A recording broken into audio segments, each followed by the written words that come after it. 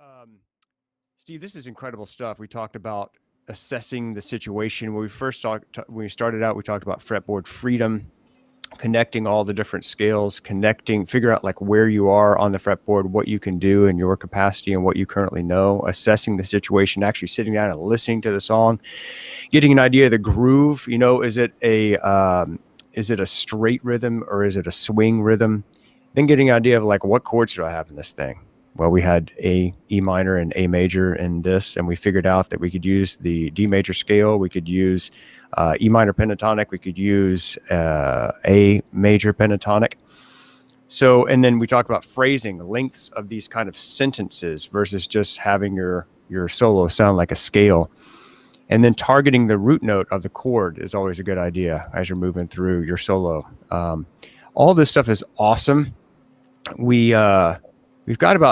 We're about halfway through here, Steve. Do you want to take some questions now, or do you want to plow forward? Because I know you always have a ton of stuff, which is great.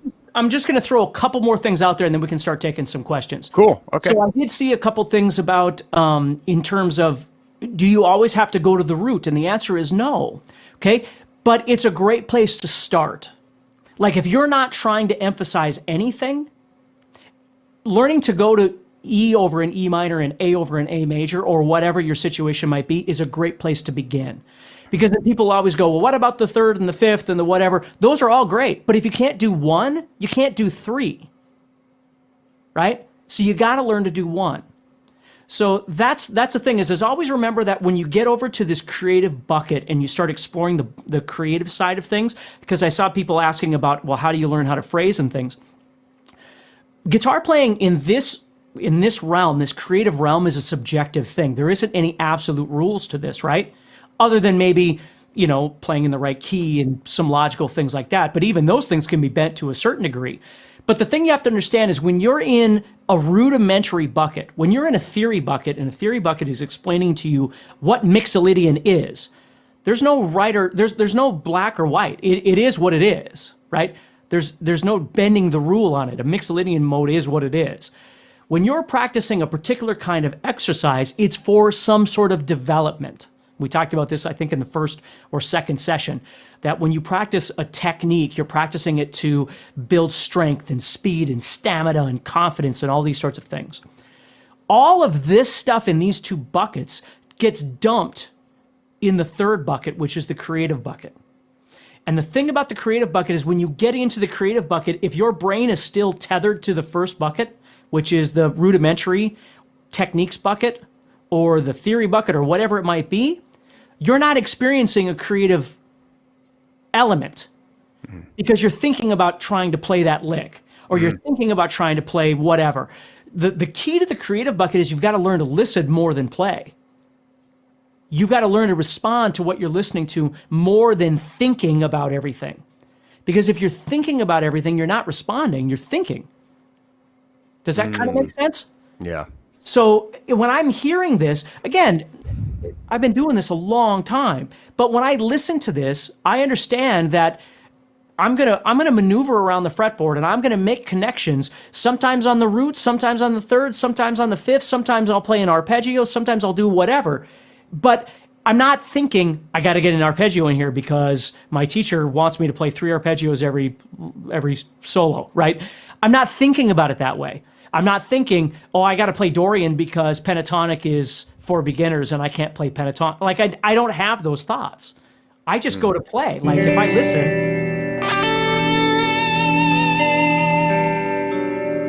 Here comes that A.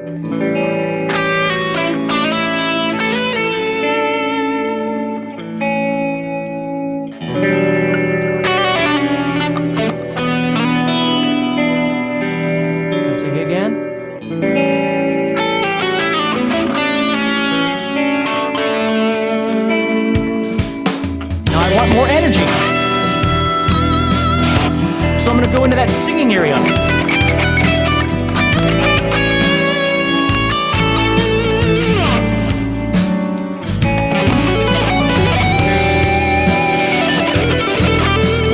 Little blues.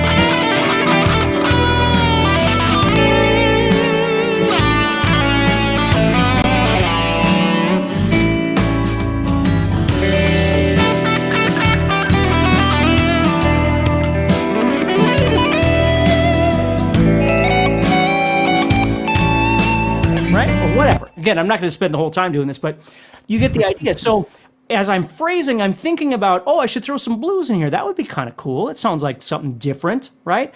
Or I'll do some single string stuff. I might be playing.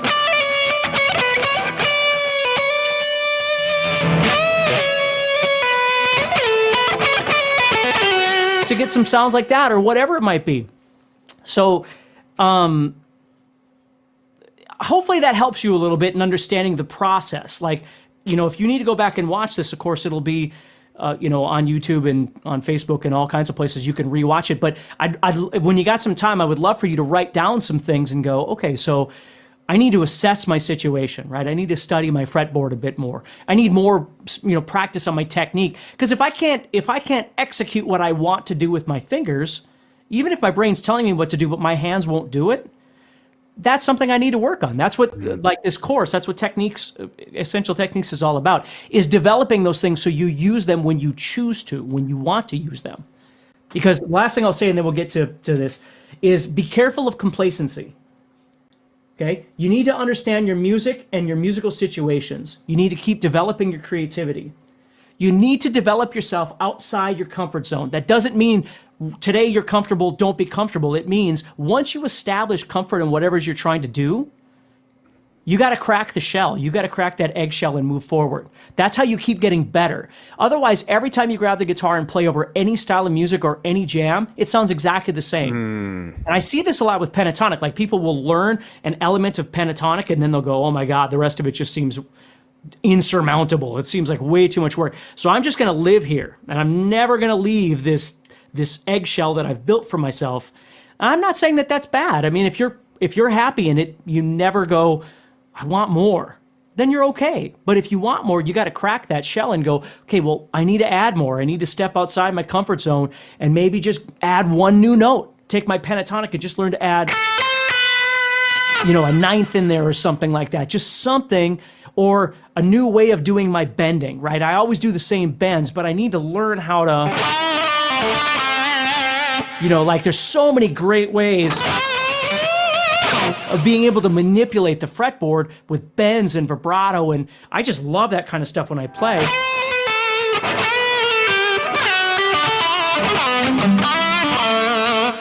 That's where that musicality comes from, is all in all that movement, the what I call vocal tools, which I talk about in the course too, but bending and vibrato and sliding and hammer-ons and pull-offs and, being able to take an exotic note that doesn't fit in your scale and throw it in and make it sound really cool, even though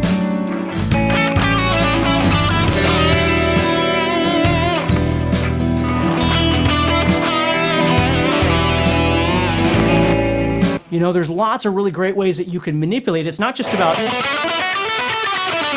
playing up and down a scale, you see? Dude, that sounds so amazing. Yeah, that's cool. I would like to, since you're talking about all of these different bends and you're just showing all those different techniques, could I share my screen and share your mind map with them? Sure. So guys, this is actually, I'm going to show you a behind the scenes look at how Steve Stine's mind works when he sits down and creates a course for you. He doesn't start by like flipping on the camera. He starts by a whole lot of drawing on his knowledge, his experience, and all of his teaching that he's done over the past 30 years. And this is what he does. The first thing he does is he sits down and creates these huge mind maps and just dumps everything out of his brain that he wants to teach you. And I want to share this with you, kind of a behind the scenes look at how Steve creates things. I'm just going to click share here. Hopefully it'll work. Let me know, Steve, if you can see this. Yep, I can see it. Everybody see the mind map? Just say like yes or something in the comments. Would be super cool. So this is the way Steve's brain works. He uses this mind mapping software and then just puts everything that he wants to teach you on here. Now we've already done 3 of these workshops, and we're actually gonna. This is the 4th one. I think we have 1 more to go. Guys, don't worry if you missed any of the previous ones. They're about an hour long. Super cool content. It's going to be available for you on the YouTube playlist as well as the Facebook playlist. So on YouTube, just go to Guitar Zoom and then click playlist, and then it'll be there called Essential Techniques. Same thing on Facebook. It'll be there for you in a nice, tidy playlist on Essential Techniques. But this is the actual course content. This is what you're going to learn in the Essential Techniques course. So the very first thing that Steve talks about in this course is guitar setup and amp. After you get the introduction, but you got your guitar set up and your amp set up. Then you jump straight into chords, open chords, power chords, bar chords. And you can see how each of these things, like for strumming, we did an entire workshop on strumming. All these different techniques of scratching and figuring out. Actually, scratching is a great way to figure out if it's a straight or a swing rhythm. You can just kind of tell before you even try to play any chords or anything. Can you zoom in a little bit because it's fuzzy? Is it? Yeah. There you go. Oh. Zoom in. There you go. Like this? Yep. Okay, really zoom in. All right, so, and look, I'm not going to bore everybody to death with every single topic, but you can tell that there's a whole lot of stuff in here, and this is just on strumming. I'm going to bounce down quickly and show you. Let's go over here. Picking hand development. Let me blow this up.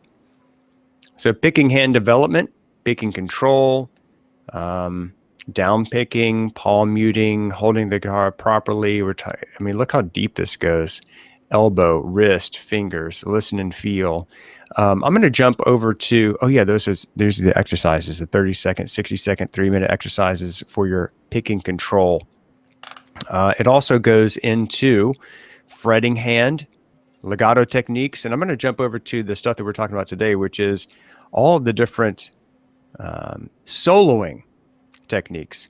So, for example, Steve was just talking about the bends. Take a look at he's got vibrato, a whole section just on vibrato right here, guys.